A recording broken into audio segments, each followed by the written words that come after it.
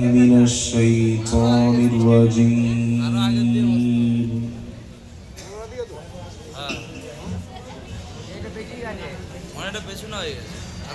بسم الله الرحمن الرحيم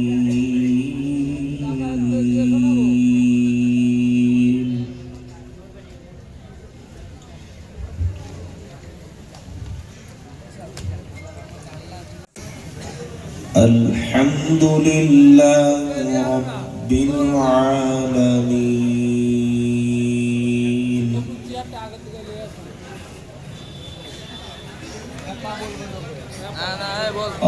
الرحمن الرحيم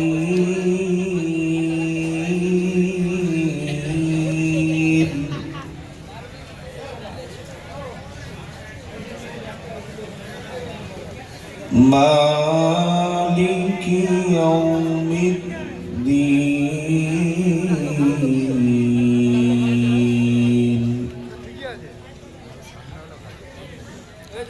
إياك نعبد وإياك نستعين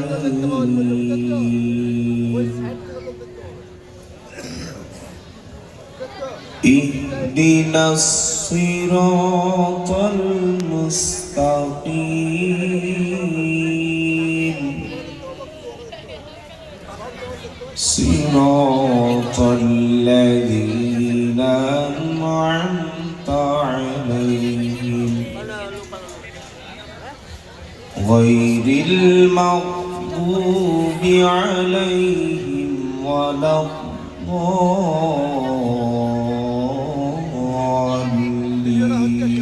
দূর হয়ে যাচ্ছে তো। হ্যাঁ হ্যাঁ হ্যাঁ, এরকম সামনে দিবি। সকলে বলি আমিন আমিন। আমার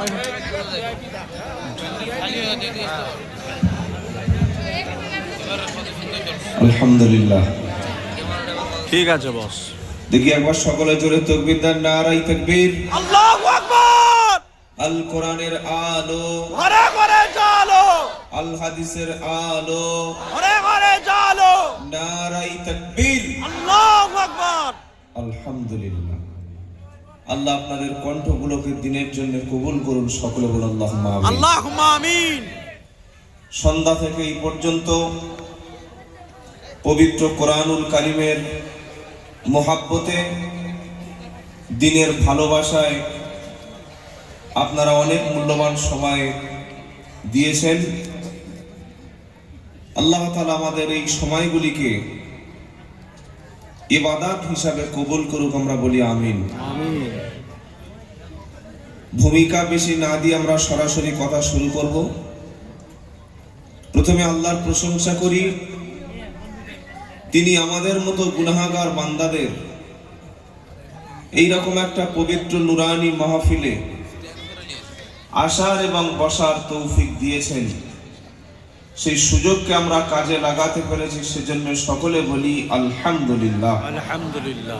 প্রিয় নবীর উপরে দরুদ ও সালাম বর্ষিত হোক, সকলে বলি সাল্লাল্লাহু আলাইহি ওয়াসাল্লাম। এই পৃথিবীতে সবচাইতে সম্মানিত, সবচাইতে উত্তম, সবচাইতে আল্লাহর কাছে পেয়ারা পাত্র হলো তারা, খায়রুকুম মান তাআল্লামাল কুরআন ওয়া আল্লামা, যারা কোরআন শিখলো, কোরআন চর্চা করলো এবং অপরকে কোরআন শিক্ষা দিল, যারা আল্লাহর কাছে সবচাইতে মূল্যবান হলো তারা। আল্লাহ তাআলা আমাদেরকে তাদের মধ্যে শামিল করুক, সকলে বলুন আল্লাহুম্মা আমিন। মহান আল্লাহ রাব্বুল আলামিন তিনি আমাদেরকে হেদায়েতের জন্য, সঠিক পথে থাকার জন্য,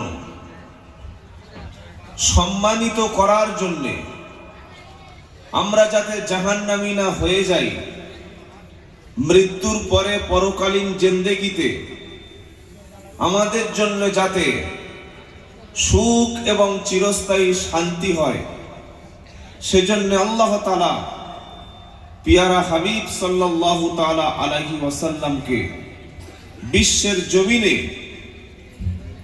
রহমাতাল লিল আলামিন করে পাঠিয়েছেন।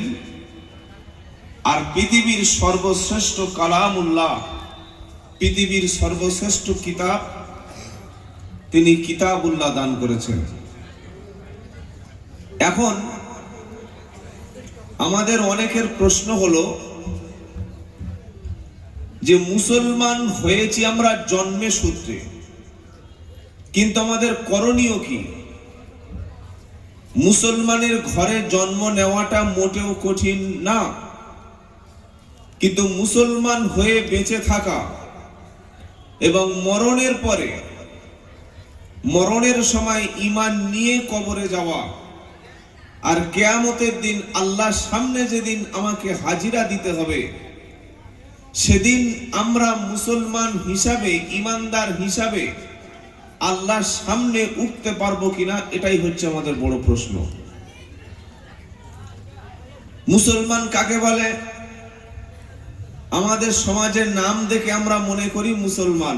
আব্দুল্লাহ, আব্দুর রহিম, সুলাইমান, হাবিবুল্লাহ, মুসা, ঈসা, ইব্রাহিম, সুফিয়ান, ইসহাক, ইয়াকুব, আবু বকর, উমর, এই নামগুলো দেখলেই মনে হয় এরা মুসলমান।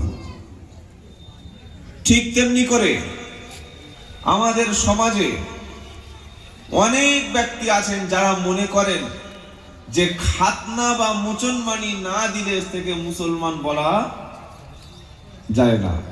আপনাদের গড়বেতা থানা তাই তো নাকি? পূর্ব মেদিনীপুর, পশ্চিম মেদিনীপুর।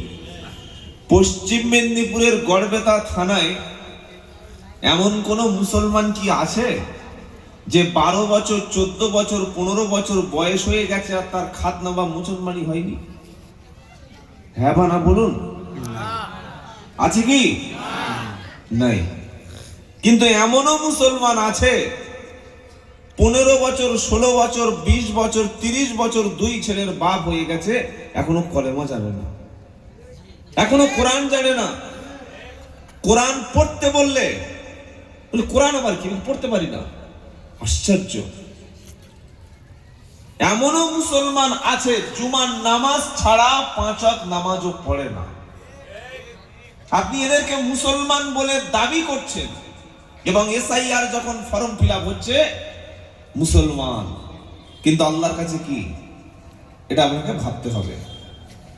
আর এই পৃথিবীতে যদি আপনি কোরআন হাফ হাফ মেনে নেন, কিছুটা কোরআন মানবেন আর কিছুটা নিজের মতো জীবন যাপন করবেন, পুরোপুরি মানবেন না, আল্লাহ বলছে তোমার জন্য দুনিয়ায় আছে লাঞ্ছনার শাস্তি। আজকে মুসলমানদের সবচাইতে যে বড় শাস্তি পৃথিবীতে হচ্ছে, সেটা হচ্ছে জিল্লাতি, লাঞ্ছনা। এটা কেন হলো? যার কাছে কোরআন থাকবে তার সম্মানকে আল্লাহ নষ্ট করবে বলে পাঠিয়েছে। আমরা কেন নির্যাতিত, কেন আমরা মার খাই, কেন আমাদের নামের শেষে বলা হচ্ছে এরা রোহিঙ্গা মুসলমান? কি ভাই বলছে না? কেন বলছে? তার কারণ কি? আল্লাহ বলছে, শোনো, আফাতুমিনুনা বিবাদিল কিতাবি ওয়া তাকফুরুনা বিবাদ ফামা জাযাউ মান ইয়াফআলু যালিকা মিনকুম ইল্লা খিজউন ফিল হায়াতিদ দুনিয়া ওয়া ইয়াউমাল কিয়ামাতি ইউরাদুনা ইলা আশাদ্দিল আযাব ওয়া মাল্লাহু বিগাফিলিন আম্মা তা'মালুন। সূরা বাকারা প্রথম নম্বর পারা 14 নম্বর পৃষ্ঠা 6 নম্বর লাইনের 85 নম্বর আয়াত। কেন আমরা মার খাচ্ছি? কেন নির্যাতিত? কেন আমাদের সম্মান এত কম? কেন আজকের এই অবস্থা? কোরআন বলে দিচ্ছে, আফাতুমিনুনা বিবাদিল কিতাবি ওয়া তাকফুরুনা বিবাদ। আল্লাহ বলছেন কোরআনের উপর তোমরা কিছুটা ঈমান আনবে আর কিছুটা অস্বীকার করবে। হ্যাঁ, আমি আল্লাহ তোমাদেরকে নামাজ পড়ার জন্য 82 বার নামাজের কথা বলেছি। তোমাদের মুসলমানদের মসজিদগুলিতে ফাঁকা টাইলস বসছে, এসি লাগানো হচ্ছে, মসজিদে পাথর বিছানো হচ্ছে, মসজিদে অনেক দামি সাউন্ড সিস্টেম হচ্ছে, কিন্তু মসজিদের যে আত্মা, মসজিদের যে টিকে থাকবে মুসাল্লি, সেই মসজিদগুলো মুসাল্লি শূন্য মসজিদ হচ্ছে। কেন? একের পর এক মসজিদ দখল হয়ে যাচ্ছে। তোমরা কিছুটা কোরআনের কথা মানবে আর কিছুটা মানবে না, যেটা সুবিধা হবে সেটা মেনে নেবে, আর যেটা তোমাদের স্বার্থের বাইরে যাবে সেটা মানবে না।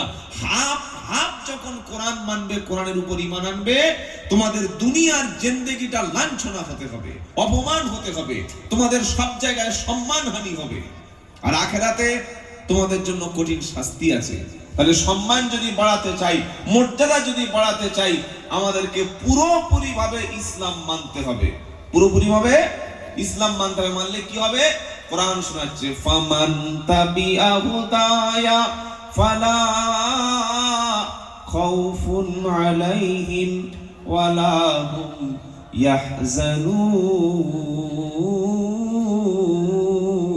ইয়াহজানুন। প্রথম নম্বর পারা 8 নম্বর পৃষ্ঠায় 1 নম্বর লাইনের 38 নম্বর আয়াত। আল্লাহ বলছেন, পৃথিবীর যে ব্যক্তি, যে বা যারা পবিত্র কোরআনুল কারীমকে যারা অনুসরণ করবে, পবিত্র কোরআনুল কারীমকে যারা ফলো করে চলবে, আমি আল্লাহ আমার পক্ষ থেকে তোমাদের জন্য দিয়েছি একটা হুদা। কোরআনের নাম কি? হুদা। শুধু কোরআনের নাম কোরআন না, হুদা, বুশরা, ফুরকান, মুবিন, যিকির, এগুলো সব কোরআনের নাম। তো এখানে আল্লাহ কোরআনকে বলছেন হুদা। কোরআনকে কি বলছেন? হুদা। কেন? যেহেতু কোরআন মানুষকে হেদায়েতের রাস্তা দেখায়, কোরআন মানুষকে জান্নাতের রাস্তা দেখায়। একজন গোমরাহী পথভ্রষ্ট জাহান্নামে যাচ্ছে, আগুনের দিকে যাবে, এরকম গোমরাহী ব্যক্তিকে সঠিক পথে আনতে পারে কে? আল কোরআন। বলেন, কে আনতে পারে? আল কোরআন। তো আল্লাহ পাক বলছেন, শোনো, তোমরা যারা কোরআনকে অনুসরণ করে চলবে, দুনিয়াতে তোমাদেরকে আমি আল্লাহ কোনো ভয় রাখবো না, আর আখিরাতে মরণের পরে কোরআনওয়ালা ব্যক্তি কোনো চিন্তিত হবে না। সুবহানাল্লাহ, সুবহানাল্লাহ। সম্মান ইজ্জত বাড়াতে যদি চাও, কোরআন ধরতে হবে। কি ধরতে হবে? সবাইকে কোরআন পড়তে হবে, একা নয়। একটা মহল্লার মধ্যে 10 থেকে 20 জন মানুষ কোরআন জানে, 5 থেকে 7 জন মানুষ কোরআন জানে, এজন্য কিন্তু না। আল্লাহ বলছেন, সকলে মিলে মজবুত করে ধরো, আর তোমরা নিজেদের মধ্যে বিচ্ছিন্ন হয়ে যেও না। সূরা আল ইমরানের মধ্যে আল্লাহ পাক সবাইকে বললেন, ওয়াতাসিমু বিহাবলিল্লাহি জামিআ ওয়ালা তাফাররাকু ওয়াদকুরু নি'মাতাল্লাহি আলাইকুম ইদ কুনতুম আ'দাআন ফাআল্লাফা বাইনা কুলুবিকুম ফাআসবাহতুম বিনি'মাতিহি ইখওয়ানা। চতুর্থ পারা 2য় পৃষ্ঠার 4 নম্বর লাইনের 103 নম্বর আয়াত। আল্লাহ বলছেন, আমি আসমান থেকে তোমাদের জন্য একটা রুজ্জু দিলাম, একটা রশি দিলাম, সবাই মিলে মজবুত করে কোরআন ধরো, আর তোমরা যেন বিচ্ছিন্ন হয়ে যেও না।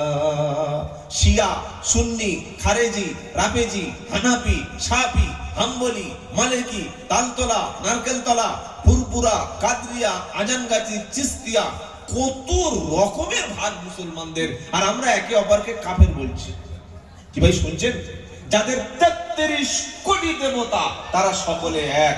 পৃথিবীর জমিনে ইহুদি এবং খ্রিস্টান তারাও এক হয়ে ফিলিস্তিনকে শেষ করে ফেলেছে। ইহুদি এবং খ্রিস্টান এক হয়ে তারা ইরাক ধ্বংস করেছে, আফগানিস্তানকে ধ্বংস করেছে, সিরিয়াকে ধ্বংস করে দিয়েছে, মিশরকে ধ্বংস করে দিয়েছে, মুসলিম বিশ্বকে ধ্বংস করে দিচ্ছে। আর আমাদের আল্লাহ এক, রসুল এক, কাবা এক, কোরআন এক, আমাদের ধর্ম এক, আমাদের রব এক, আমাদের কিতাব এক। তারপরে আমাদের মধ্যে ভেদাভেদ আছে না নাই? আছে। যদি বলেন, এই ভেদাভেদ থাকলে কি চলবে? না। আল্লাহ বলছেন, ওয়াতাসিমু বিহাবলিল্লাহি জামিআ, আমি আল্লাহ সবাইকে তোমাদের জন্য আমার পক্ষ থেকে একটা রশি দিয়েছি একটা শক্তিশালী রশি, এটাকে সকলে মজবুত করে ধরো। ওয়ালা তাফাররাকু, তোমরা বিচ্ছিন্ন হয়ে যেও না। ওয়াজকুরু নিমাতাল্লাহি আলাইকুম, আল্লাহ বলছেন তোমাদের উপরে যে নিয়ামত দিয়েছি, এই যে কোরআন নামক শ্রেষ্ঠ নিয়ামত দিয়েছি, তোমরা স্মরণ করো। কোরআন আসার আগে ছিলে তোমরা একে অপরের দুশমন। কোরআন আসার আগে মক্কার মধ্যে, মদিনার মধ্যে একটা গোত্র আর একটা গোত্রের সঙ্গে লড়াই করত, মারামারি করত, অশান্তি করত, খুনোখুনি করত, গণহত্যা চালাতো। কেউ একটা মারামারি শুরু করলে বছরের পর বছর, সপ্তাহ পর সপ্তাহ এওকে মারতো। আল্লাহ বলছেন আমার নিয়ামত স্মরণ করো। কোরআন আসার পরে তোমরা একে অপরের মধ্যে ভাই ভাইয়ের মতো হয়ে গেলে। আল্লাহর দয়ায় তোমরা কোরআন আসার পরে হয়ে গেলে এখন ভাই। কোরআন আসার পরে কি হয়ে গেলে? এখন ভাই হয়ে গেলে। একটা মানুষ যদি বাংলাদেশে লা ইলাহা ইল্লাল্লাহ বিশ্বাস করে, তাকে যদি হত্যা করা হয়, সারা পৃথিবীর প্রত্যেকটি ইমানদারের কলিজায় আঘাত লাগবে। এর নাম হচ্ছে ভ্রাতৃত্ব। আপনারা কি বলছেন বলুন?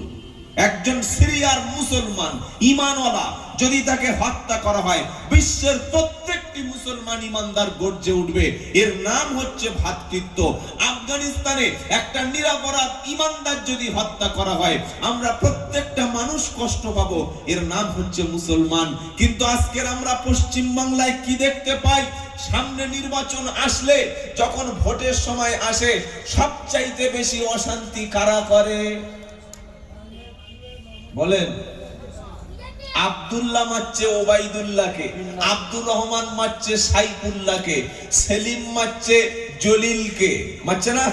আর মিডিয়া, বড় বড় টেলিভিশন চ্যানেলগুলি সব সময় এই খবরগুলো হাইলাইট করে। সবচাইতে বেশি বোম মারার কাজ, মানুষ হত্যা করার কাজ, খুনোখুনির কাজ, অশান্তির কাজে এই মুসলমানদেরকে লেলিয়ে দেওয়া হয়। অথচ চাকরিতে আপনাকে 2 থেকে 3% বেশি দেওয়া হচ্ছে না। আপনার এলাকায় ভালো স্কুল, ভালো হসপিটাল দেওয়া হচ্ছে না। আপনি বুঝতে পারছেন না, মারামারি করছেন। আপনি জানেন মুসলমানদের মধ্যে পশ্চিম বাংলায় মাধ্যমিক পাস কত পার্সেন্ট আছে? 10। 100-র মধ্যে 10% মাধ্যমিক ছাত্র। আর গ্রাজুয়েশন বিএ পাস 100-র মধ্যে মুসলমানদের 3 থেকে 4%। আর মারামারির সময়, ভোটের সময়